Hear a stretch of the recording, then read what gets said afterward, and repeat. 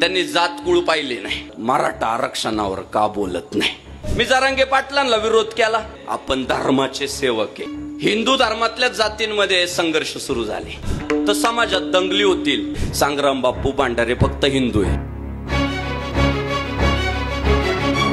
मुळात आपण धर्माचे रक्षक आहे। आपण जातीयवादाला सुरुंग लावला पण धर्माला महत्व दिलं।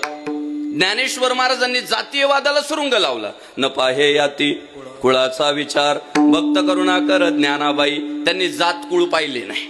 भगवान श्री तुकाराम महाराजांनी जातीयवादाला सुरुंग लावला। तुका म्हणे नाही जाती सवे काम, पण धर्माला मात्र जीवापाड जपला। धर्माचे पालन करणे पाखंड खंडन म्हणजे आपण धर्माचे सेवक आहे, आपण जातीचे सेवक नाही।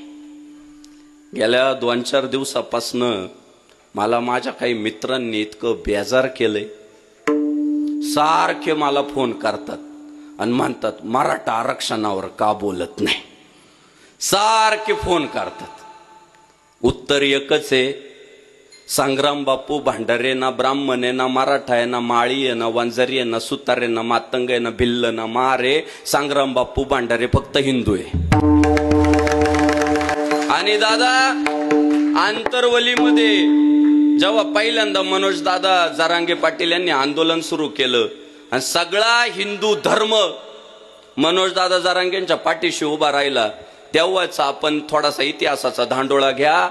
आंतरवली सराटीमध्ये जे कीर्तन झाले ना, हिंदू धर्मातल्या प्रत्येक जातीत जन्माला आलेल्या कीर्तनकारानं आंतरवलीमध्ये जाऊन कीर्तन केले। त्याच्यात मी पण होतो। 18 पगड जाती 12 बलुतेदार समाजातील जेवढी म्हणून पोरं कीर्तनकार झाली त्या सगळ्यांनी आंतरवलीत कीर्तन केली। पण नंतरच्या काळात काय झालं, हिंदू धर्मातल्या जातींमध्ये संघर्ष सुरू झाले, ज्याला आपण मराठा ओबीसी संघर्ष म्हणतो। आणि मग मात्र आम्हाला तटस्थतेची भूमिका घ्यावी लागली।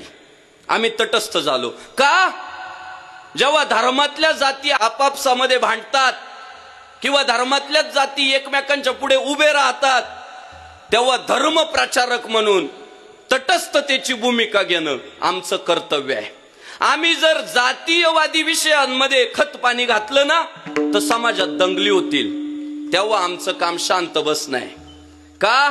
पुढे तुमचे भांडणं संपल्यावर ना तुम्हाला सगळ्यांना हिंदू म्हणून एकत्र करण्याची जबाबदारी आमच्यावर आहे।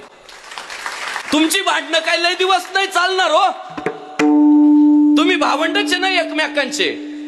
पण जेव्हा तुमच्यामध्ये एकमेकांच्या समोर आम्हाला प्रेमानं बसवायचंय ना, तेव्हा प्रेमानं एकत्र बसा म्हणायला आम्हाला पुढे व्हावं लागणार आहे। आणि आज जर आम्ही जातींच्या बाजू घेऊन वक्तव्य केले तर कोणतं नाक घेऊन आम्ही म्हणायचं धर्माच्या नावानं एकत्र या। म्हणून फक्त शांत बसलो, म्हणून शांत बसलो। पण माझं एखादं विधान आहे का मी जरांगे पाटलांना विरोध केला?